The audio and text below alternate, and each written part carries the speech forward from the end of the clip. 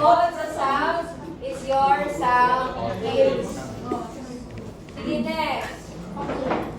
Let's tackle the parts of or the anatomy of your ear. So we have your external ear, middle ear, and your internal ear.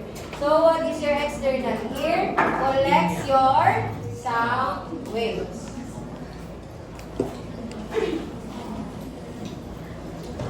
Ano ka collect is the what?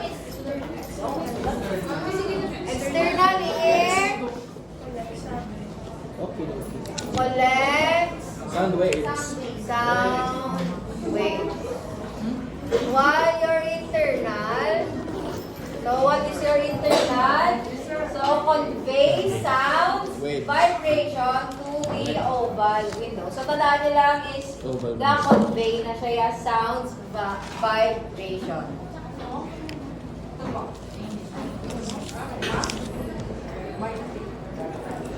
Next, with your middle, Kuha na. your middle ear, so sulian nyo lang nila isa dapat ulit ang internal, kami middle bata. So, sa middle ear, so again, sorry. So, what part of your ear convey sound vibration? It's your middle ear. Sorry. Your middle ear and your internal ear. So, what is your internal ear? It houses the receptors for hearing and equilibrium. So, sa internal ear, may presence naka-receptor. So, it houses receptor for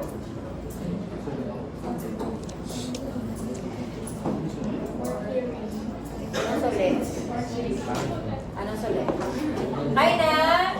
Kaya na ba sana tumis ang ear? Yes, miss. Sige, next. Hearing.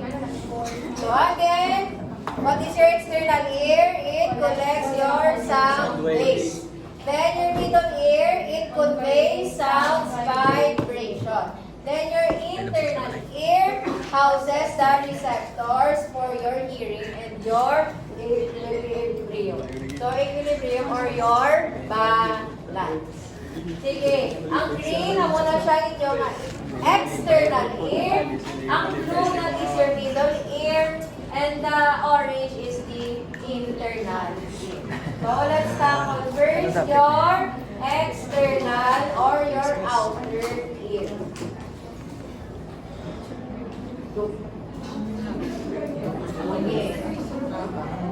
So your external ear, it has a presence of your auricle, your helix, and your lobule, your external auditory canal, tympanic membrane, and your tympanic membrane. So this is the parts of your external ear or your outer ear. So physically makita mo siya kaya rin siya sa buwan. So kung ano makita nyo diri subong sa dalungan nyo, that is your external ear. So again, we have your auricle, which is your auricle has your helix and your lobule. So next, your external auditory canal and your tympanic membrane. So let's tackle first your auricle or your pinna. So what is your auricle? So this is your auricle, Cartilage, miss. this is your auricle. So this is your helix, ang sa babaw, ang ginabutangan sa aritos, wala mong patakoy sa mga aritos. So we have helix. That is your helix. It is located superior, inferior. Superior. And then sa inferior, we have your lobule. So your auricle has two parts. Again, what are the parts? We have your helix and your lobule. Sige. What part of your auricle it is located inferiorly? Lobule. Lobule. So, superiorly. Your helix. Sige, questions? So again, your just, the shape of your auricle is like a flared end of the trumpet. Kita niyo lang sa trumpet na ang sa pinaka-end ng trumpet, mula sa tsura sa inyong auricle. So, ano ito galing ang shape sa inyong auricle? Flared end of a trumpet. Next, let's go to your external auditory canal.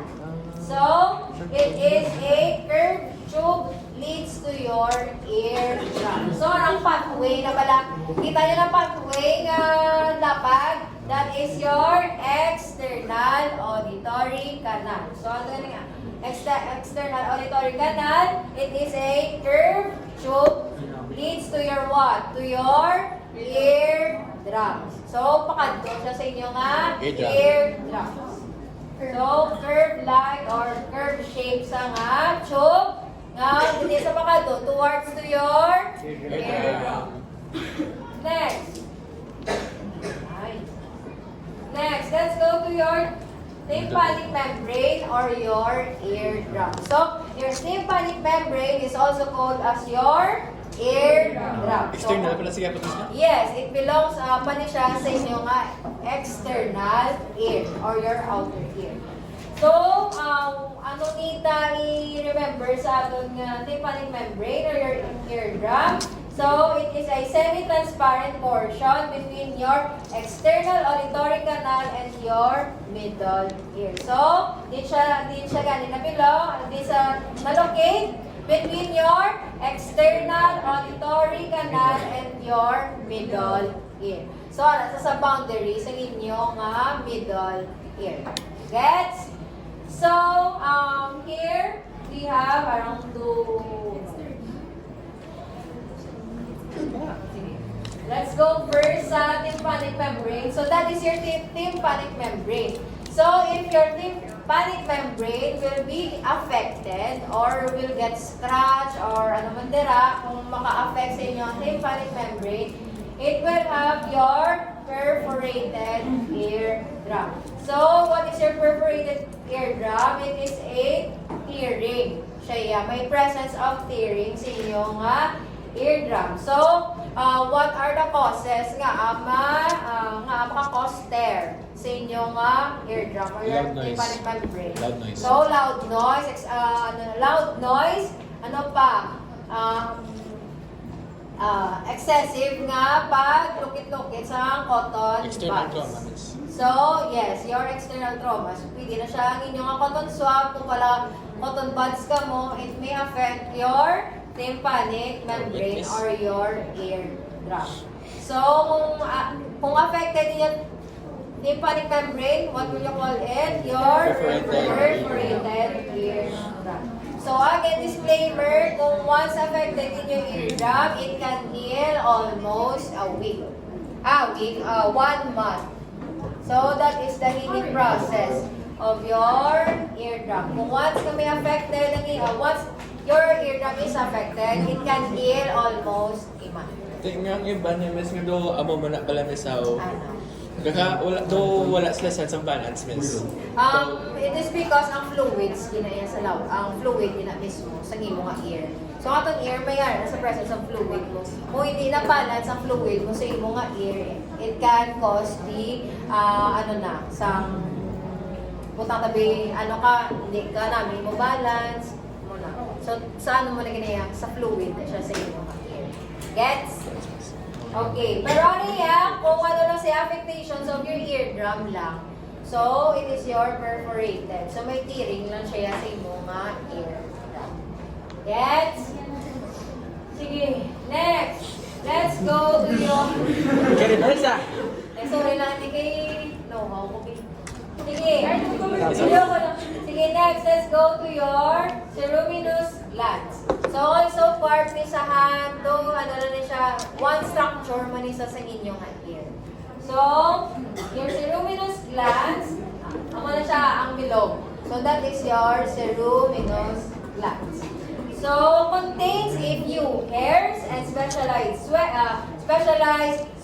glands and secrete earwax or cerumen. So, meaning, ang imong ceruminous glands, it's secretes your earwax. So sila ni ang imo nga produce sa so introduce your earwax. So earwax ang iya nga gina-produce. Then kung excessive naman nga pag-produce ang earwax, it can be called your impacted cerumen or mayara impacted nga earwax nga present sa inyong ear. So some people mayara ginayang ibang nga tawo nga grabe ang pag-produce sa iyang earwax. Amo na kinanglan irrigation sa ear para para ang blockage sa imong ear makakas. So your earwax can be one cause man sa imong hearing. It may affect also your hearing kay di yan na ang sound nga from external nga sound hindi siya ma-transport internally because may blockage sa inyong earwax. May excessive nga production sa inyong earwax sa ceruminous glands. Question. Ano nga nang sulit sa excessive, miss? Ha? Ang sulit sa excessive? Dutay. So, hindi pwede nga madutay siya. Kung less naman ang imong, less naman ang pag-produce sa imong ceruminous glands, sa earwax, meaning delicate imo dalunggan. So, it may become sensitive na siya sa sound. So, kung present sa mo na, kay di ba ang sound waves, doga bilog-bilog na siya nga masulod siya sa itong ear. So, kung ka pressure na sa daan. So, para ma-stop lang ang pressure, ang too much pressure nga gasulod sa aton nga ear. Gets? Answer ka man yung question? Yes, miss. Okay. So, again, ito nga impacted cerumen. Excessive. Presence of your excessive production of your earwax. So, kung may excessive production of your earwax, anong better solution? Tuloy. Your ear irrigation.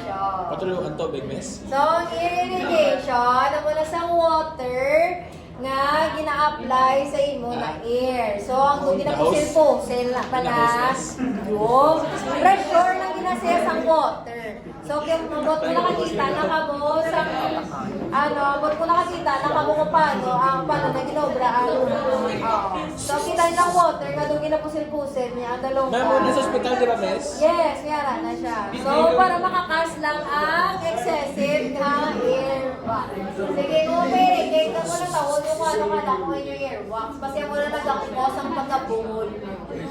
Okay? Wala mo nga yung bungol? Wala pa. Ano yung miss? Sige, good na doon nga external or your outer ear. So what are the three parts gani? External, internal. Your outer ear, what are the three parts of your auricle? Ang helix, kagang lobule, yung dinumilon. Auricle. So, ipakot ko lang parts lang. What are the parts of your outer ear, your external ear? Auricle. External auditory canal. Tympanic membrane. Okay. Gets na?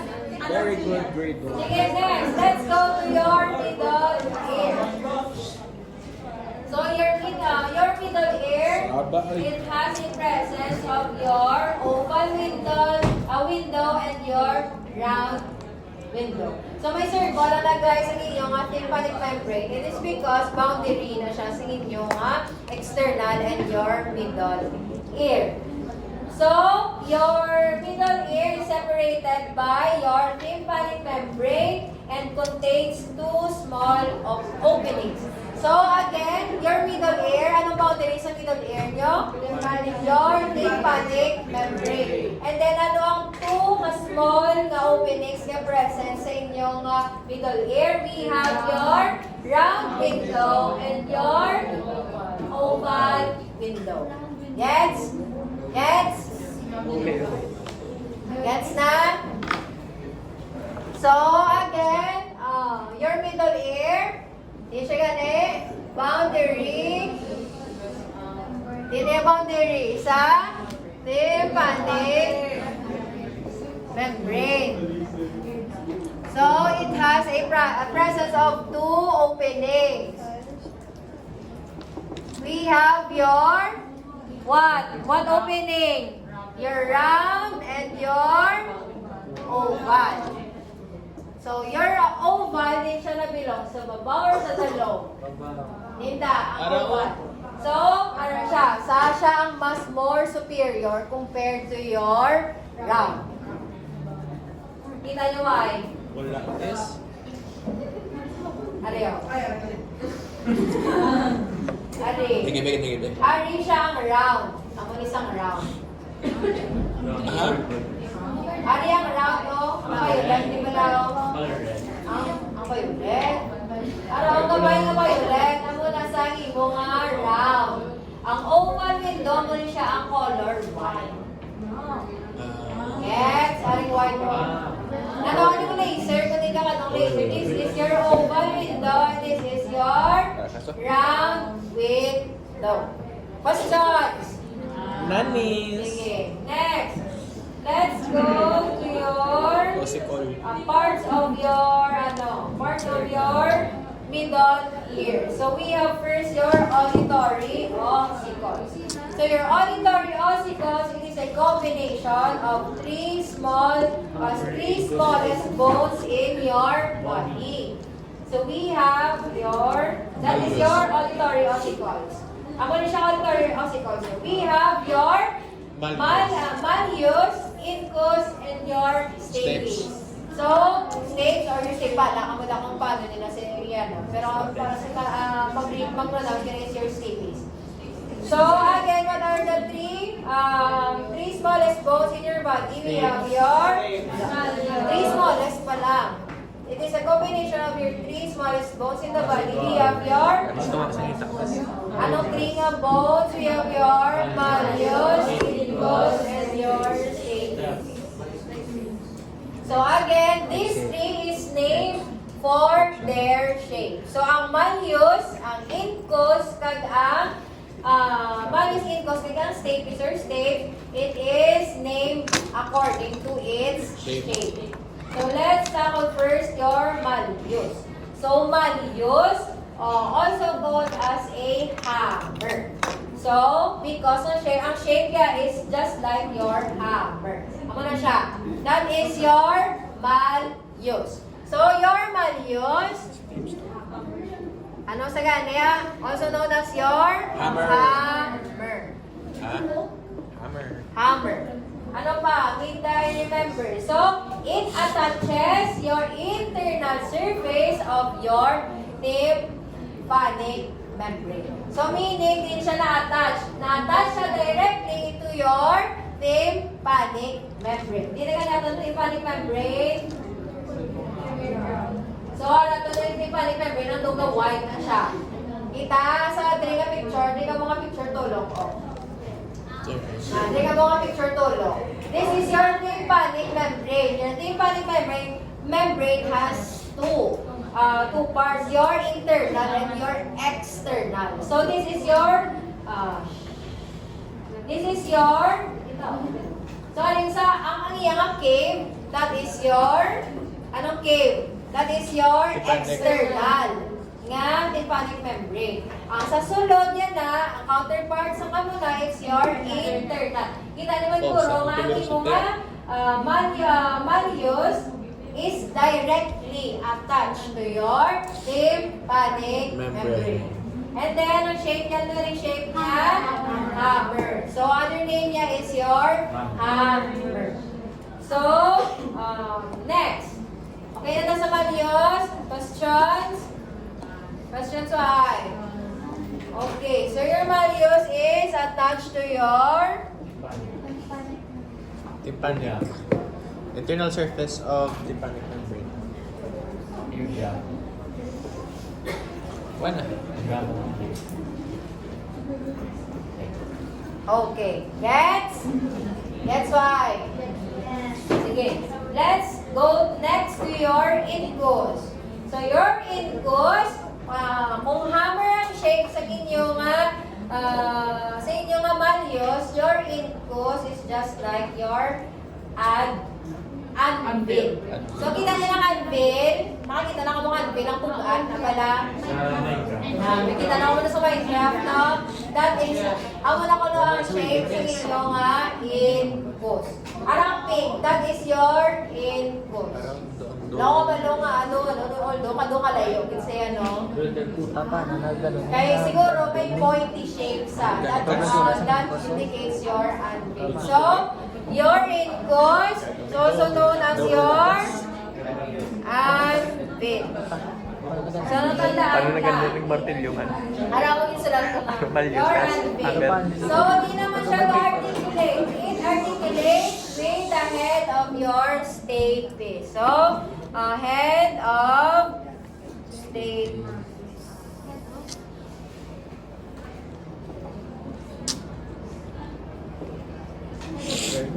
Head of your stapes. So, ako na siyang inyong ko. So, let's go this sa picture. So, this is your, ang sabihan ng yellow, this is your incus. Ilog na is your incus.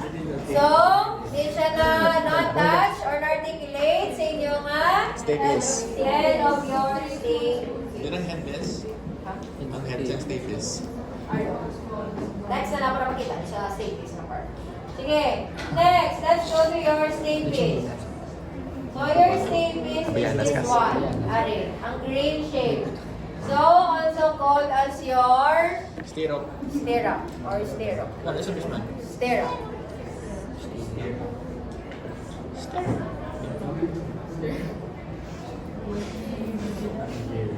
So, makita lang ako sa stirrup na tsura. Ang do same nila sa mo ginasan tsura ka stirrup nyo. Nga do may yara, syempre do like do something mo na.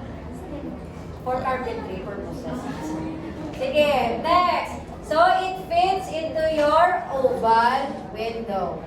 Fits sa oval window. Tingnan ninyo oval window sa superior. Next. Tawa na siya to dahil nyo in your stapes. So, arrange. So, this is your stapes. Kamay-kamay na din siya, guys. So, your incus. Kita niya ni? Kita niya na, oh. So, kamay-kamay na din siya. So, ang area gapon ga-articulate sa within your incus. So, it's sa oval head. Oval window. It's in the oval window. Ano ko na lang. Kaya natabato ko sila. Gets niya na? So, your stapes.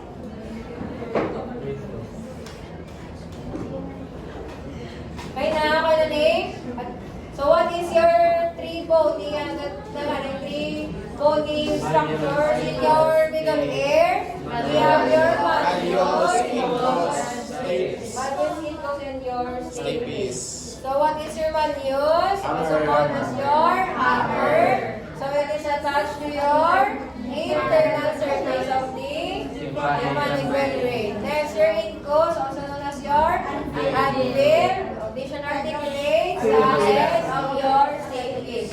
Your stapes, also called as your stirrup, it fits around your oval window. So, your oval window is located where? Superior. Next.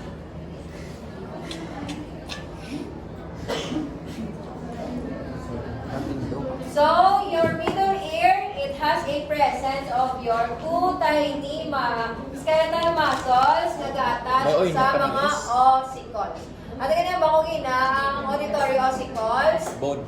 So, bone. So, kung may bone, may muscle. So, may ga-attach ko nga duwa. Kagamay nga muscle.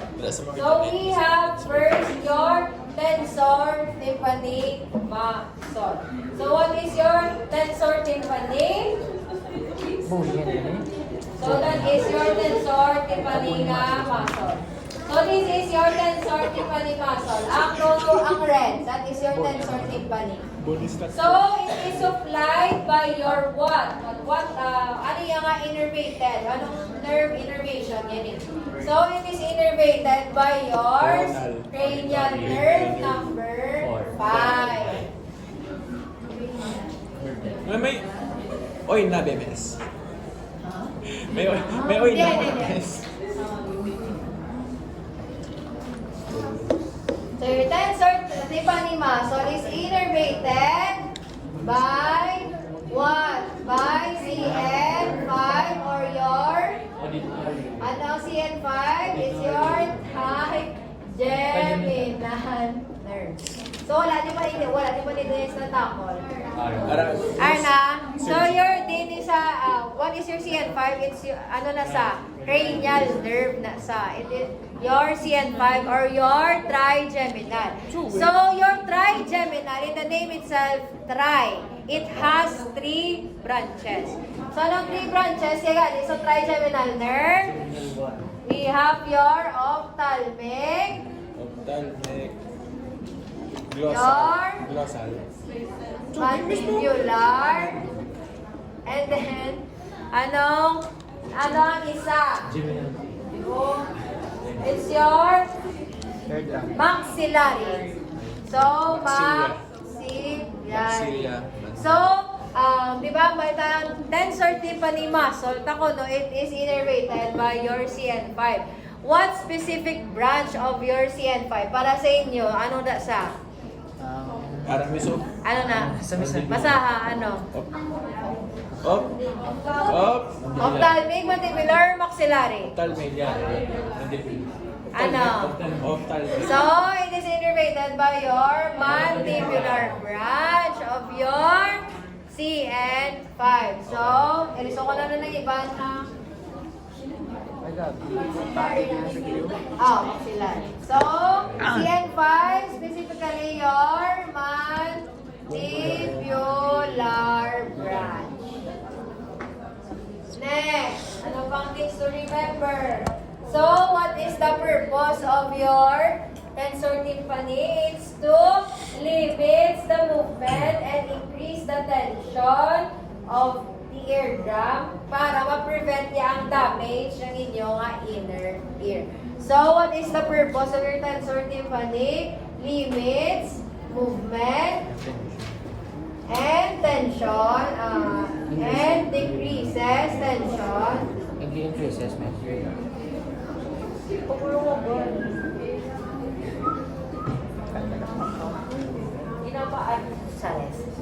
Sorry. Limits movement and increase tension of your eardrum.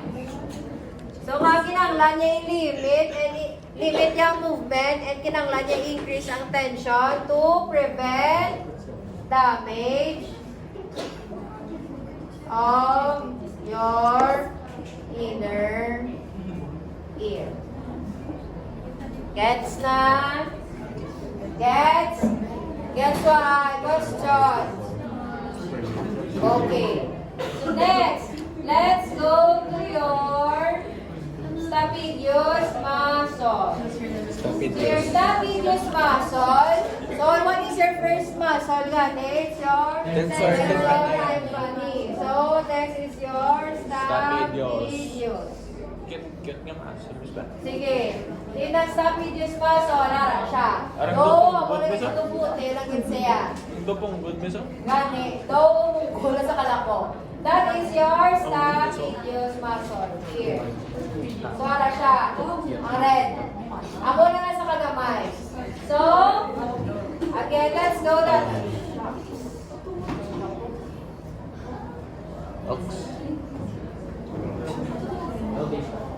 Sige, your stapedius muscle, ano yan? Ang iyang innervation or what nerve is innervated by your stapedius muscle. Basta muscle gani, automatic may nerve innervation. Nasa kahit wala na sa nerve innervation, paano ni mag-iyong muscle? Diba? So, here. So, your stapedius muscle is innervated by your CN7 Number 5. or your facial. Facial. So, check naman sa. Your facial nerve is innervated. Ang inyong cranial nerve number 7 is your facial nerve. So, ano gina-innervate? Yung muscle, hindi mo mag-bitsura. But, ang iya sa stapedius muscle, sulod siya sa dalunggan. So, present siya sa imong ear. Dito sa middle, inner, outer. Sa middle ear. So, it is innervated by your CN7 or your facial nerve. So, ano pa na notice nyo sa medius muscle? Smallest muscle. It is the smallest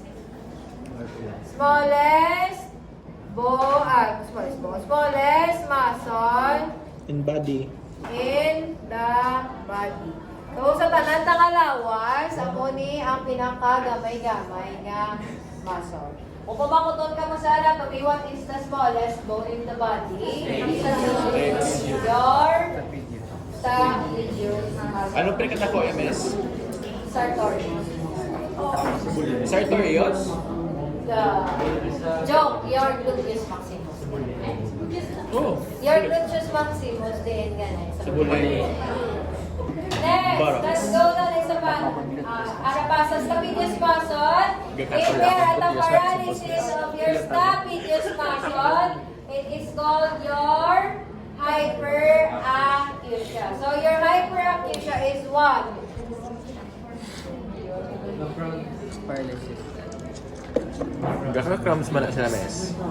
So it is a paralysis of your stapedius muscle. Meaning?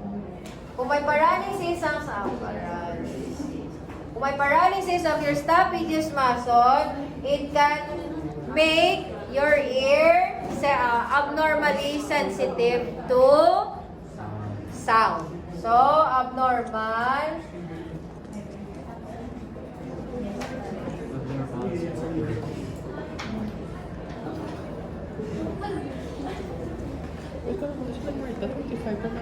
Gets? Or you're sensitive to sound or your hearing. Gets why? Get. Again, and what are the two muscles present in your middle ear?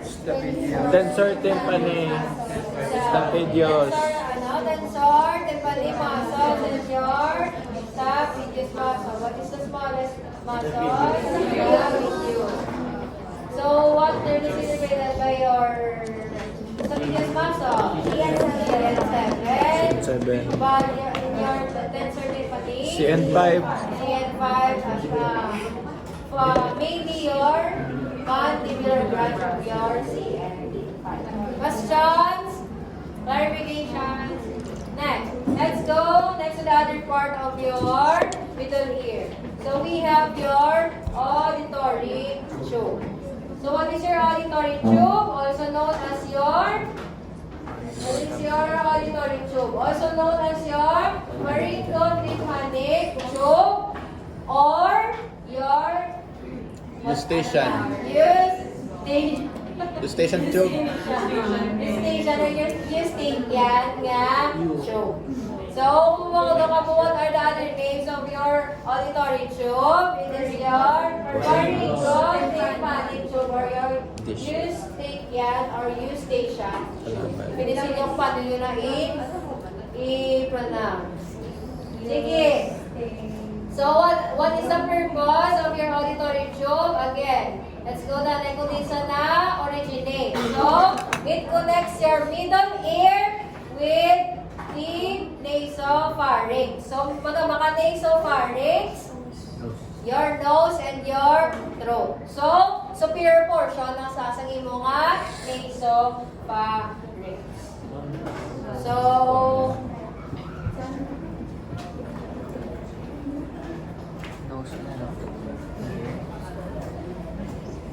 So your auditory tube name sa auditory tube? Pharyngotympanic tube. Tympanic or eustachian. Eustachian. Eustachian tube. Tube. So it connects your middle ear, To your Pharynx. nasal. Nasal. Nasopharynx. specifically your superior portion. Amo na nga, kung malik makamis ka pa mungol kamis. Yes. Oh. So, na-notice nyo kung mag-sigma ka mo kisa, feel nyo kabungol, kapag-affect ang inyong nga ear. It is because ang inyong auditory tube is connected, nag-connect siya sa middle ear mo, and at the same time, sa imo nga ilong, kag sa imo nga tone line. Yes? So, if may pathogens nga galabay tira sa imo nga nose and throat, and baka sa imo middle ear, it can cause your ear infection. So, kung may harap pathogens nga galabay, specifically sa imo nga nose, sa imo nga throat, and baka sa imo middle ear, it can create an ear infection. Gets? Kung may route ganing sa pathogens from your nose to your throat to your middle ear, it can create an ear Infection. Questions? Sige. We are good na sa middle ear. May questions? Wala. Wala? Sige, what are the two parts of your middle ear? Duwala na sa part sa middle ear nyo. Ossicle. Your auditory ossicle and your auditory tube. So, your auditory ossicle, it has two openings. Ano two openings sila rin? Your oval window and your round window. So, where does your oval window? Superior. And then your round window inferior. Okay. Next, let's go to your inner ear or your internal ear. So, your inner ear is also called as your internal ear, also called as your labyrinth. Your labyrinth. Or your labyrinth. So, wala. So, it is your labyrinth. Why? So, what are the other name of your inner ear? Labyrinth. So, your inner ear has a body structures. So, we have first your semicircular canals, your cochlea, and your vestibule. So, wala na, hindi siya makita sa mga picture, ang vestibule. At gani ang tatlo, ang parts ng bony labyrinth nyo. So, wait, correct akong statement. So, your bony labyrinth has 3 cavities. Ano ba mga cavities? Oo. So, we have first your semicircular canals, your vestibule, and your cochlea. So, wala din sa picture ang vestibule. Sa next slide na lang ang vestibule. So, what are the 3 cavities gani nga present sa imo nga internal ear, semicircular canal, cochlea, and your Cochlea. Sige, next.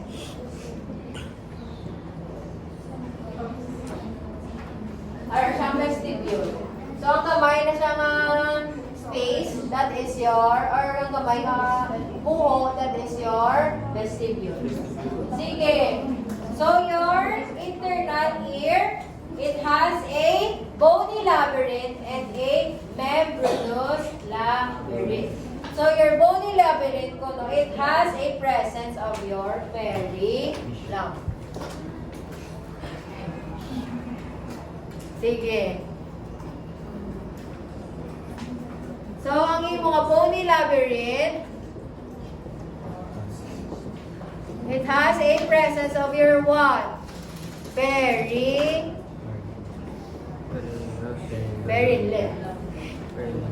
Your perineum. So, what is your perineum? It is an extracellular fluid. fluid na na-locate sa inyo nga inner ear.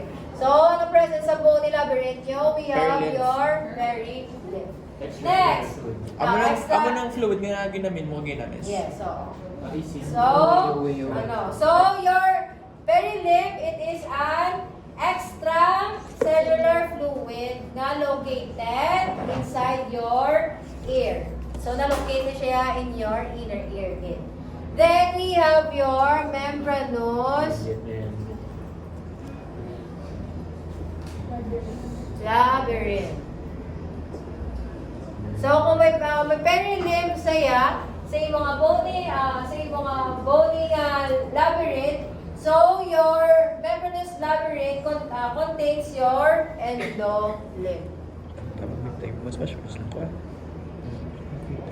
So, what is your endolymph? So, lymph, it is your clear fluid na also found sa mga inner ear. So, again, what are the two fluids gani? We have your perilymph and your endolymph. What is the difference of the two? It's their location. So, din present ang mga perilymph sa mga bony labyrinth. Ang mga endolymph is present in your membranous labyrinth. Questions to questions? Done, miss. Okay. Next, let's go to your vestibule. So, that is your vestibule. Ang kamay lang nga buho or ang kamay nga space. So, what is your vestibule? So, it is a oval central portion of your bony labyrinth. So, meaning, ano siya sa center mismo, sa imo nga bony labyrinth. Then, it is composed of your two sacs. We have your utricle and your saccule. Your utricle and your saccule. So, sa vestibule mo, it contains of two sacs. We have your utricle and your saccule. Gets? So again, what is your vestibule? It is your oval central portion of your bony labyrinth. Meaning, siya na belongs in yung bony labyrinth. Questions? Okay, next. So, this is your utricle and your saccule. So, ang utricle, are siya sa babaw. So, located more on superiorly, and ang saccule mo, inferiorly. Questions? Sige, next. Let's go to your semicircular canals. Sige. So, your semicircular canals has, So, your semicircular canals, siya, ang pilong ng pink. That is your semicircular canals. So, your semicircular canals projects anterior, posterior, and lateral. So, anong kinalain sa posterior, anterior, and lateral? So, ang anterior and posterior, anong iyang orientation? Orientation of your anterior and posterior semicircular canals is vertical, and ang iyong lateral is horizontal. Sige, kung ang iyong semicircular canals has three parts. We have your anterior, posterior, semicircular canal. And then we have also your lateral. Sige. So your anterior and posterior, din anong yung orientation? Vertical oriented. While your lateral is horizontal. Anong kapatindog? Horizontal or vertical? Vertical. Ang horizontal kapag So, your semicircular canals, may sa anterior portion, may sa posterior portion, and your lateral portion. Isan ko ba ni sinyo ang PPT para may ka mo reference ninyo. So, halin pa din siya guys sa book. Okay? So, again, so if it has a presence of swollen enlargement, so kung may presence ng swelling, doon may mga swollen structures ang kabilog-bilog, ang habok-habok na bala. Here. Ariyo, ang kabilog. Kita nyo niyo, may swollen part, may swollen part. That is your ampulla. So, damo, sa guys, no, damo din siya. So, kung may swollen part sa inyong air, that is your ampulla. Kung wala. Ang wala,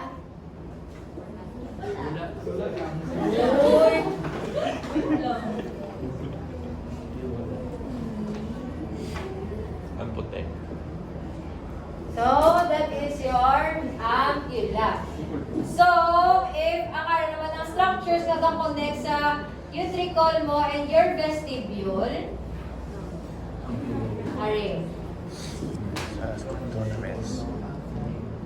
so that is your ampulla. This is your ampulla. Ang swollen part sa imo nga semicircular canals. Pero kung here, siya. Kung ang imo naman nga structures ga-connect halin sa imo nga utricle and your vestibule, that is your semicircular ducts. Lux. Lux. Ducts. So, Duct. it, connects your utricle of the vestibule. So, connect siya sa utricle. Questions? Questions, why? Sige. Next. After sa mga circular canals, we have your cochlea. So your cochlea is a bony spiral canal that resembles a snail shell. So ano snail? That is your cochlea. Here. Ano isang cochlea? Snail. Shell. Ano na lang ang tsura yun? Those snails, di ba? No house sa some shell. Ay, house sa some snail. Okay, so Miss Snail? Snail! Sorry, Tapos na mesa.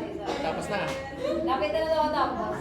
Lapit na tapos ako na live. Sige. Again, ano yan ikaw kaya mo? Resembles of your what? Snail. Your snail. Snail, Miss Snail.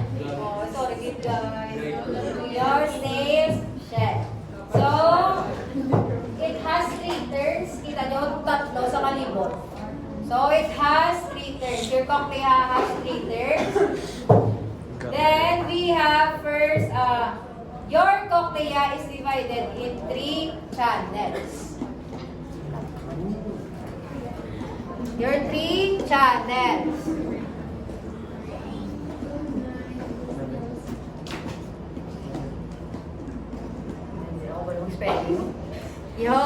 Pwede ka nakatapos, Miss. We have first your cochlear duct or your scala media. Gamit ko na word na scala tanan guys sa para di na ako malipatan. Your scala media or your cochlear duct.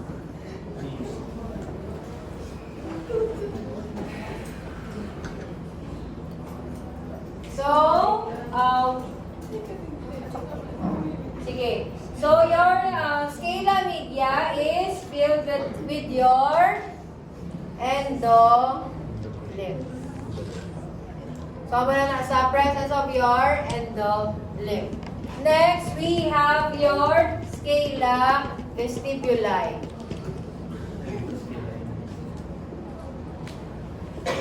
So, ano naman ang present sa scala vestibuli? So, channel above of your cochlear duct or your scala media. So, above ni siya sa inyo nga.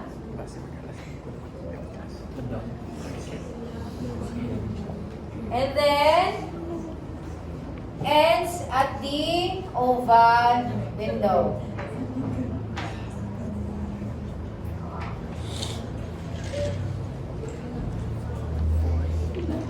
So, ano tandaan nyo din?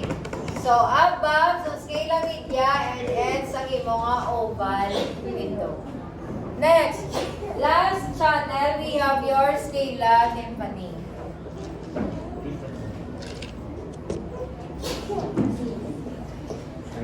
So, kung may above, may top below, sa imo nga, hindi siya scala media, your vestibule. Below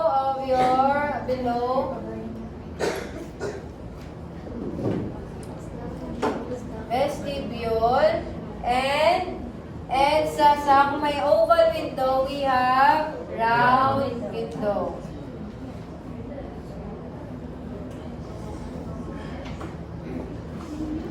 So, tandaan ang 3 channels, hindi mong cochlea. So, we have your scala media or your cochlear duct, scala vestibuli, and your scala tympani.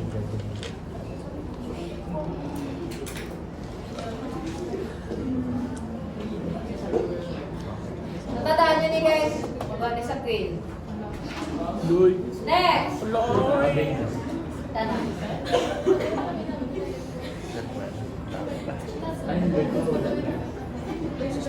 Self-study lang.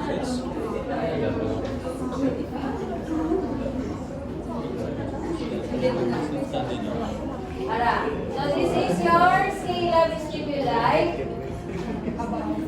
Above. Then, cochlear duct or your scala media.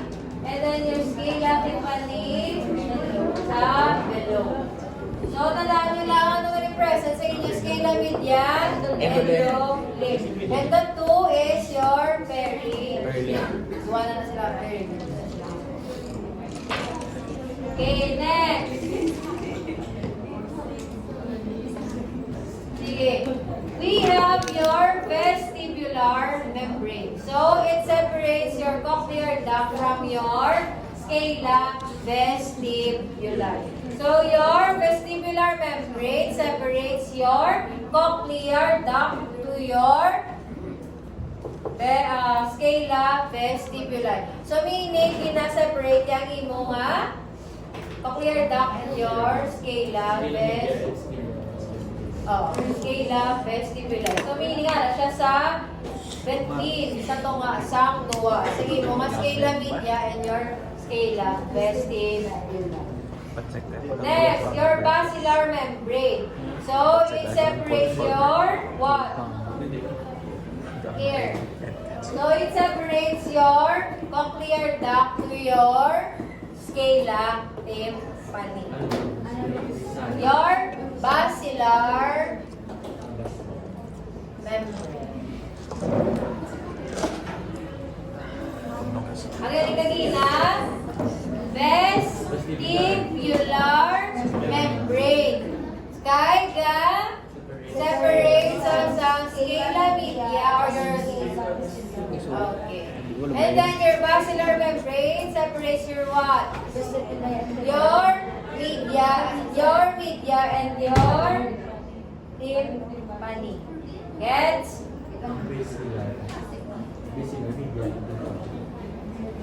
Wait.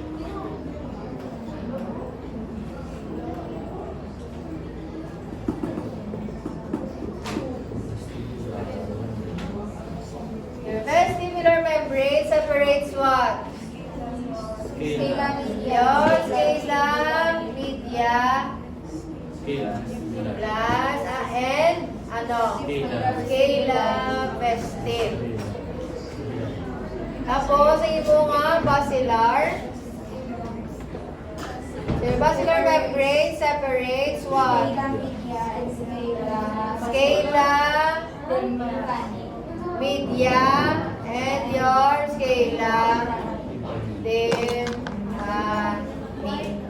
Oh, talang mo ay na. Okay na? Sige. Oh. Wala H. Okay na?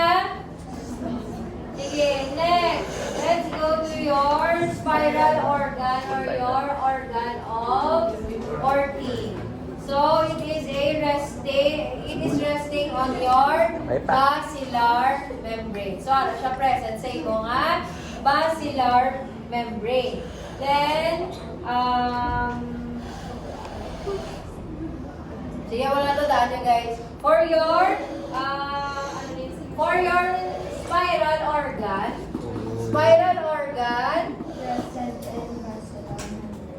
it is present sa imo nga basilar Membrane.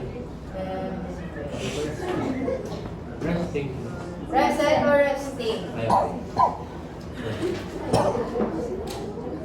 Okay na. Ang wala tandaan nyo, kung puti, next, let's go to your hair cells. So your hair cells has two groups.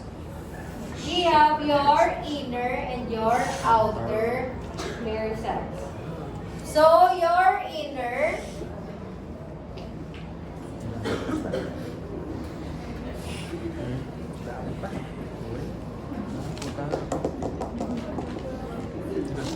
has two groups. First, we have your inner hair cells and your outer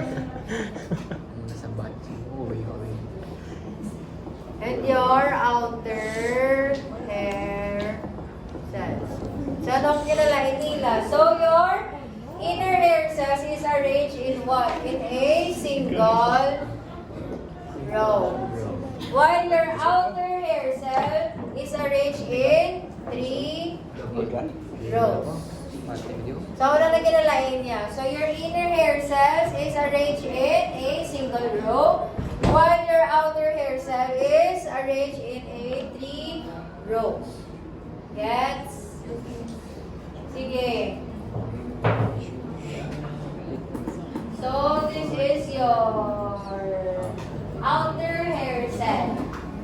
So, ano siya ang yellow? That is your outer hair cell and your inner hair cell. That is